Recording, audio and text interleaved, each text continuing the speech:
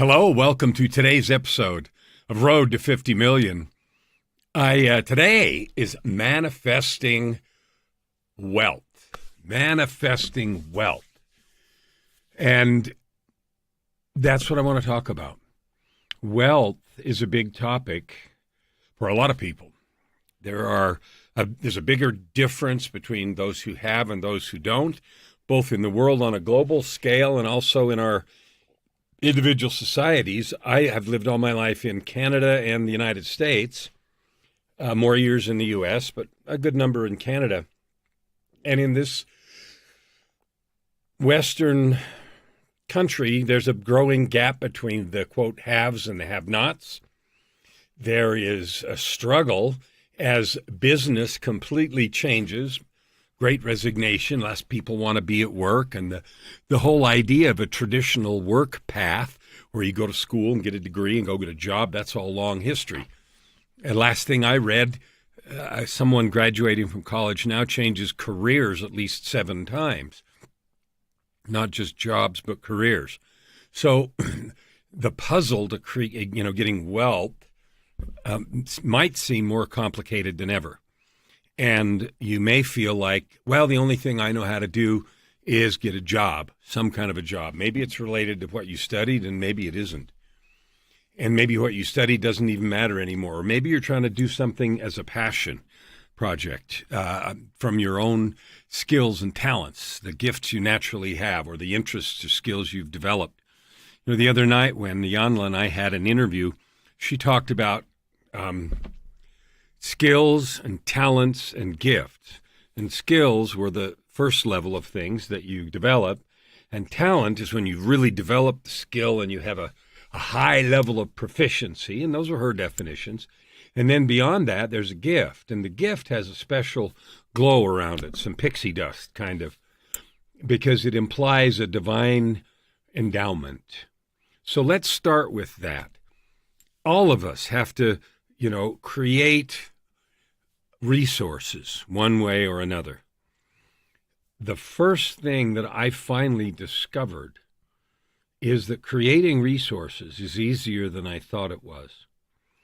When I was much younger, the only thing I knew was get a job where somebody will pay you, and then hopefully work really hard and get a better job or get a promotion. Or then it became fashionable to switch companies to start with. When I first started working, a lot of job switching, company switching meant there was something wrong with you. Today, none of that even matters. There's a fundamental principle that might help understand this, and that is this. Money follows value. Money follows value. Actual value that's demonstrable or perceived value. So perceived value is, why do people go out and empty the shelves of a certain product when a celebrity wears it? Whether it's a piece of clothing, a hat, some cologne, some drives a certain car, uses a certain piece of gear, all of a sudden that's in super high demand. Now, the thing itself didn't change. Like, none of this is news. Suddenly it became valuable because somebody else had it. There's a book that I love called The Alchemist by Paulo Coelho. I think I have a copy of it over here. This book, when he wrote it, I love it. This book's a fabulous book. Great personal development book and, that sort of thing. When he first wrote it, he couldn't even get a publisher to publish it. Finally, after several failed attempts, he got a small publisher to do it, and it didn't sell very well, et cetera, et cetera. And I don't know exactly the number of years and timing, but I read this story. And then one day when I think it was Bill Clinton was seen leaving the White House holding that book, and then it exploded. Everybody wanted to know what it was, and everybody had to have it. And then there was some talk shows and some other stuff about it. It's a parable. It's a parable about a guy finding his one true purpose, his life mission, and the struggles that he went through to get there. The guy's name in the book is Santiago. It starts out with him being a shepherd, and then goes through various people that he meets and all this kind of stuff to find his life purpose. And they have a different name for it in there, and I can't remember it right now, but it will It will come to me perhaps as we talk. But anyway, my point is suddenly this book that couldn't be published exploded because someone prominent had it, a very high prominence, President of the United States, one of the highest profile people in the world, had it in their hand. All of a sudden, boom. So the perceived value of that book suddenly exploded because, wow, if President XYZ has it, it must be important. So that's perceived value. The actual value of that book is nothing unless you read it and it changes your life. Now, I read it and it changed my life. It changed how I think about things. It changes, and I read it regularly. I've read it several times. And I don't think of it as Holy Scripture, but it's got some metaphors and some ideas in there that remind me that my personal mission is attainable.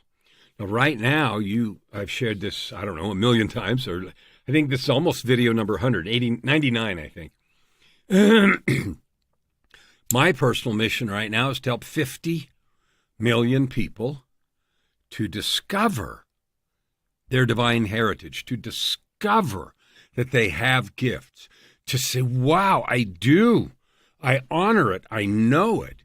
And I'm going to love myself enough to develop this gift, and then I'm going to do something with it. And I'm going to do something with it while I develop. I'll give you an example. One of the things I love to do, and I'm good at, is music. I play the piano well. I write good arrangements. I teach voice. I love to lead choirs and orchestras, and I get extraordinary performances out of people. I know how to encourage them. Well, that helps me as I'm a coach. But the skill I've developed along the way, I didn't say, well, I can't lead a choir until I'm really good at leading a choir. When I think about the choirs that I led many, many years ago, I would do it different now. I would be better at it. I would do a better job. It would be more exciting and more powerful for the members of the choir. And I read, I don't do this very often. In fact, I haven't done it for 6 or 7 years, gone through my LinkedIn profile, and I did because somebody mentioned it, something about my LinkedIn profile the other day. Maybe I got a solicitation like you get on LinkedIn all the time trying to sell me something about my profile, so it made me go look at it. And in part of the profile, there's endorsements, which there's 1,000,000 of them. They don't mean anything, but there's also recommendations, which are verbal and they're written. And I read through those recommendations, and there was one particular one from a fellow who I was blown away. It wasn't about business, and it wasn't about the fact that he'd been someone in one of the departments I ran back when I was an executive, or any of that stuff. Guess what it was about? It was about choirs that I had led many years ago. And he waxed very poetic about the extraordinary experience of being in a choir that I was leading and how it changed his life significantly. And he said a lot of really nice things. And I thought, that's a skill I developed, because when I first started doing choirs, I wasn't anywhere near as good as I was then. And now, many years later, that skill has developed further. My point in telling that story is you don't need to wait to serve until you're fully cooked, until you're fully baked. The act of service itself develops your skill. Hear that. The act of using your talent, your ability, your skill develops it. Using it. Sorry, my nose itches today. That act alone. So we know what that means? That means use it as much as you can. Go start serving right now. What does serve mean? Well, do something for somebody. I just got off a lunch club. And Lunch Club, if you don't know, is an artificial intelligence platform that pairs you up with people. And in this case, it's all around the world. And I've had 250 meetings over the last 2 years. I just realized it's just about my second anniversary, just moving into year 3, I think, this month or next month. I saw that I have had nearly 250 meetings. Anyway, the person that I talk to, I always ask, what can I do to serve you? What can I do to help you? What would make this lunch club meeting, you meet for 45 minutes, really valuable? And sometimes I get good answers, and sometimes people say, I don't know, and whatever. And often people will say, this conversation's been valuable, or I just wanted to network. This fellow today asked me, what can I do? And that usually gets asked back when you ask it to someone, right? Out of courtesy. It's like, how are you? Oh, fine. How are you? And so I could feel the sincerity of this question. So I gave him 3 things. And you know what? They were all related to my road to 50 million. I told him to go listen to some of the episodes of the podcast that I have, Your Ultimate Life. And I gave him the link. And then I said, and if you like it, subscribe and share it because it will help me with my 50 million. And I told him about this, and he asked me some questions about what I was trying to do and why. And then I gave him the link to the LA Talk Radio show, which is every Tuesday night with the same message. And then I said, and if you listen to either one of those podcasts or the LA Talk Radio live stream and you think, I know somebody that would really be good on there, then I want to be introduced. So I gave him 3 separate things that were specific. And he sincerely looked right at me and he said, I can do those things and I will. So that was service, right? To serve is simply to make a choice to use your time and energy to help somebody. Now, as a coach, that's all I do. Everything I do is about trying to help every single person I talk to, in this case it's you, to win, to be happy, to be joyful, to succeed, and yes, as the title of this episode, to create wealth. So let's get right into the wealth creation. Wealth is an abstract concept. If you don't specify how much, if you're talking about money, now wealth means way more than that. You can have a wealth of information, a wealth of relationships, a wealth of love, a wealth of understanding, and a wealth of cash. So if you're going to develop wealth, you need to think about where. What is it that you want? Exactly.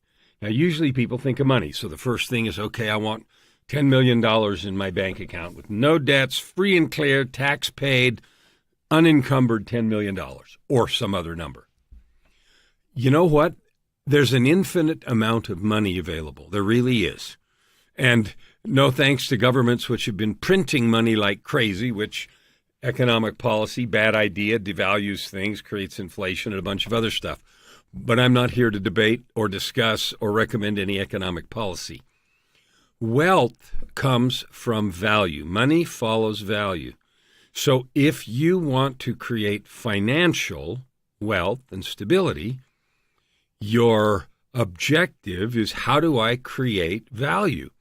Now, Nike creates real value in shoes, perceived value in branding and celebrity endorsements and having certain people wear them.